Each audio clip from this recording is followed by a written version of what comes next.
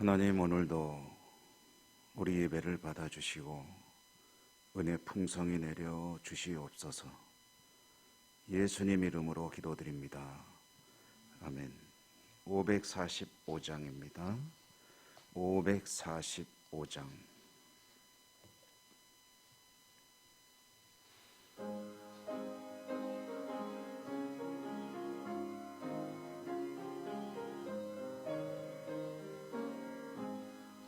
이 눈에 아무 증거 아니 배여도 믿음만을 가지고서 늘 걸으며, 이 귀에 아무 소리 아니 들려도 하나님의 약속 위에 서리라. 걸어가세 믿음 위에 서서, 나가세 나가세 의심 버리고, 걸어가세 믿음 위에 서서, 눈과 귀에 아무 없어도 이 눈이 보기에는 어떠하든지 이미 얻은 증거대로 늘 믿으며, 이 맘에 의심 없이 살아갈 때에 우리 소원 주 안에서 이루리. 걸어가세 믿음 위에 서서, 나가세 나가세 의심 버리고, 걸어가세 믿음 위에 서서, 눈과 귀에 아무 증거 없어도 주님의 거룩함을 두고 맹세한 주 하나님 아버지는 참 믿고, 그 귀한 모든 약속 믿는 자에게 능치 못할 무슨 일이 있을까. 걸어가세 믿음 위에 서서, 나가세 나가세 의심 버리고, 걸어가세 믿음 위에 서서, 눈과 귀에 아무 증거 없어도.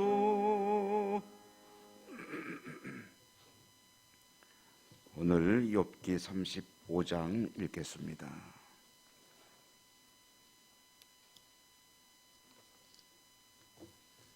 욥기 35장 1절에서 끝절 16절까지. 엘리후가 말을 이어 이르되, 그대는 이것을 합당하게 여기느냐? 그대는 그대의 의가 하나님께로부터 왔다. 그대는 그것이 내게 무슨 소용이 있으며 범죄하지 않는 것이 내게 무슨 유익이 있겠느냐고 묻지만은, 내가 그대여 그대는 하늘을 우러러보라. 그대보다 높이 뜬 구름을 바라보라.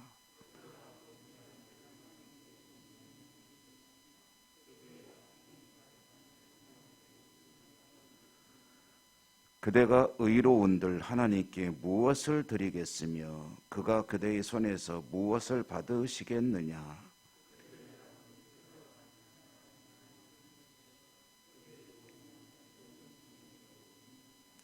사람은 학대가 많음으로 부르짖으며 군주들의 힘에 눌려 소리치나,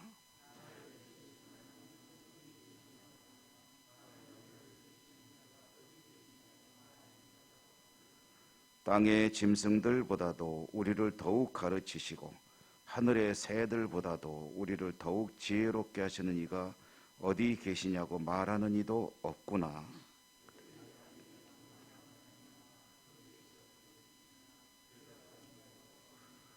헛된 것은 하나님이 결코 듣지 아니하시며 전능자가 돌아보지 아니하심이라.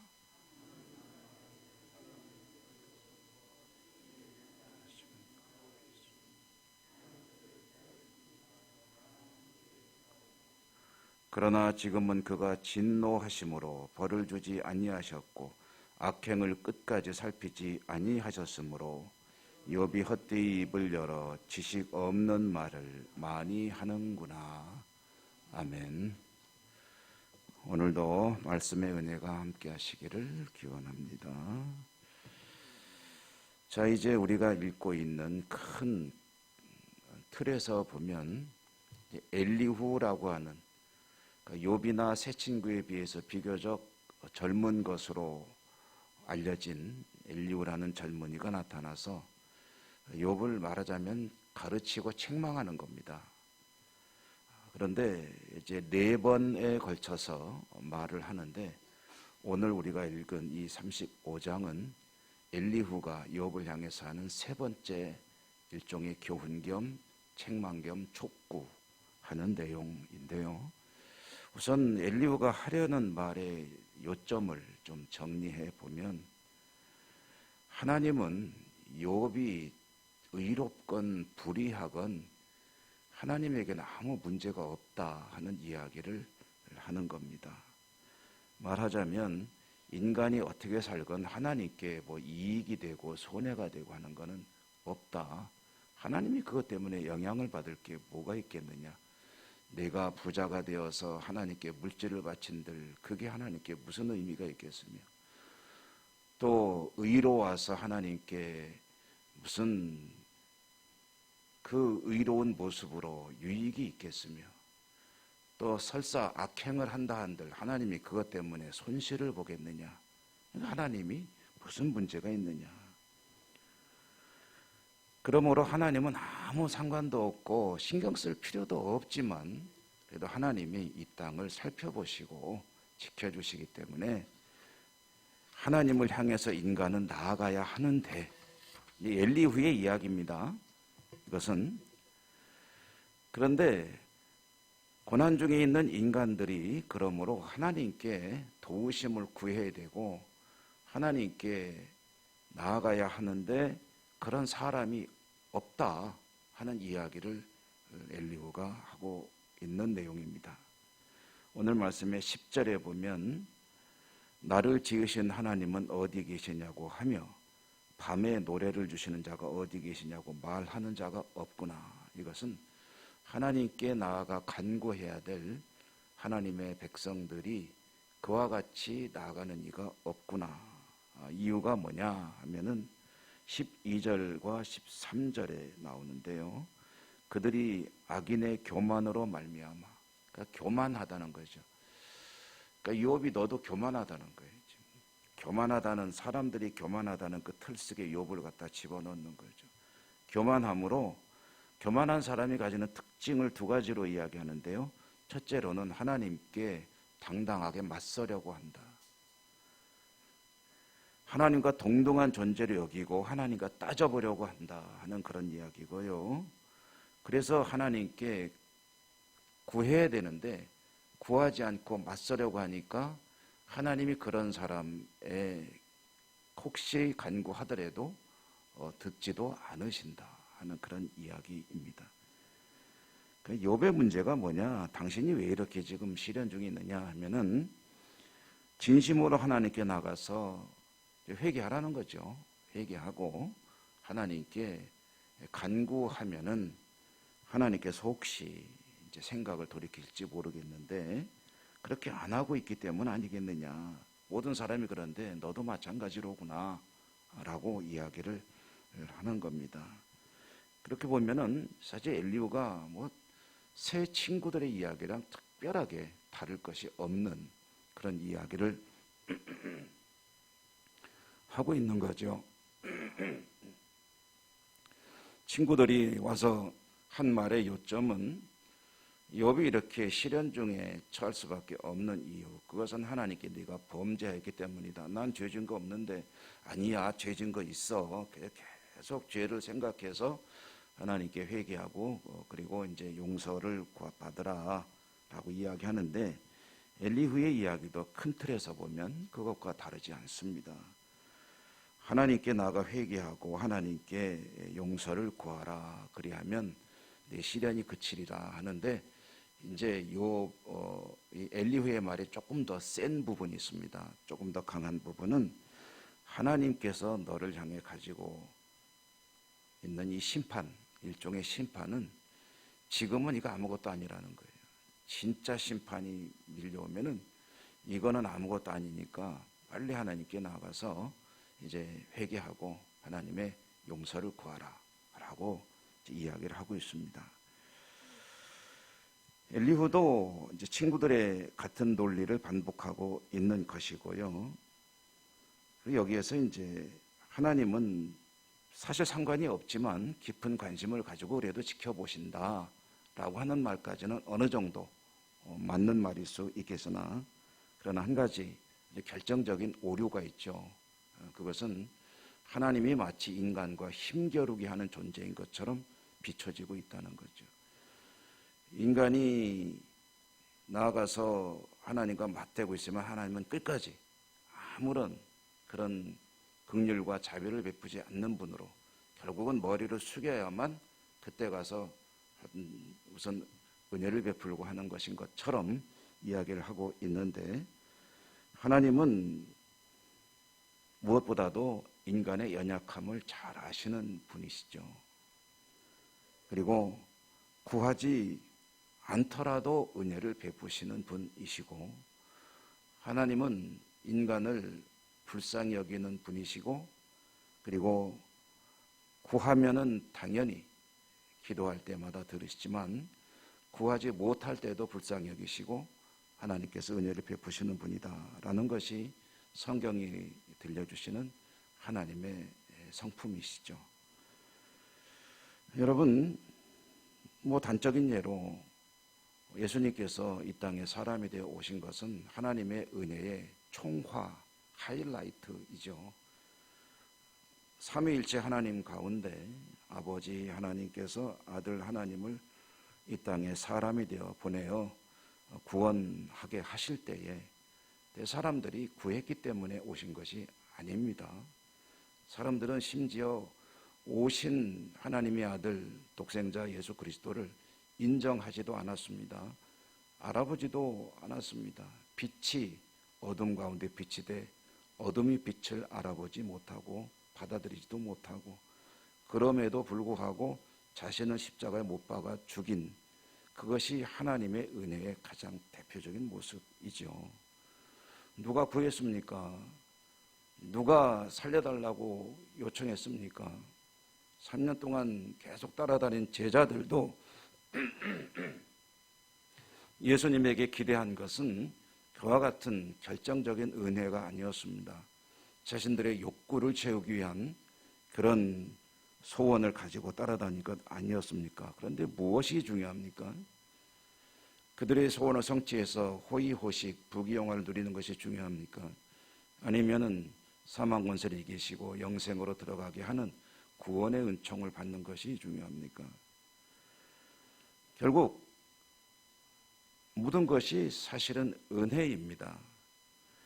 은혜로 시작되고 은혜로 끝나고 은혜 안에서 모든 것이 이루어지는 것이지, 사람이 무슨 자격이 있기 때문에 하나님께 받는 것이 아니에요. 그 중에 때로는 하나님 보시기에 기쁨이 되고 하나님께 영광을 돌리는 사람들이 있지요. 있지만 그러나 그렇기 때문에 은혜를 주시는 것이 아니고, 하나님께 주시는 은혜는 말 그대로 은혜죠. 은사, 선물. 선물이라는 것은 받을 자격이 있는 사람들에게 주는 것이 선물이 아니고 자격이 없어도 주는 것이 선물이죠. 하나님의 은혜는 말 그대로 은혜이고, 은혜로 시작해서 은혜 안에서 하나님의 은혜로 하나님을 알게 되고, 하나님의 은혜로 하나님을 믿게 되고, 하나님의 은혜로 하나님 주시는 구원에 이르게 되는 것이기 때문에, 인간이 거기서 무슨 자격이 있어가지고 받는 것과 같이 논리를 펼치는 엘리후, 구약시대의 이야기이긴 하지만 그것은 근본적으로 하나님을 잘못 이야기하고 있는 것이다. 회개하는 것은 물론 맞습니다. 회개하고 하나님께로 돌아와야죠. 그렇지만 회개하고 하나님께 나오는 것이 반드시 은혜를 받을 무슨 교환 조건인 것은 아니다. 먼저 은혜를 베푸시고 은혜 안에서 회개를 하는 것이다. 여러분, 어렵게 생각하지 마십시다. 내가 받을 만하니까 받는 것이 아닙니다. 하나님이 주심으로 받는 것입니다. 자격이 있을 때도 그래서 받는 것이고, 자격이 없을 때도 주심으로 받는 것, 그것이 하나님의 은혜이죠.